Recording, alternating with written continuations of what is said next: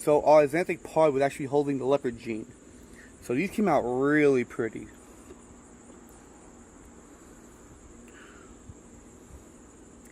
So we believe we have right here Orange Dream leopards.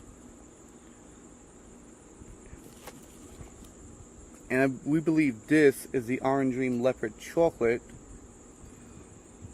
It's much cleaner and has much other rich pattern and less busier. Really, really nice. A chocolate leopard.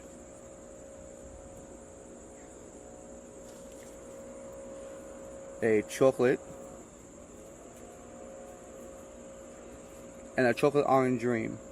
So the great thing about this, guy, is that a lot of people aren't really working with the chocolate pie stuff, and if the people are, you know, they're not really working with Xanthic.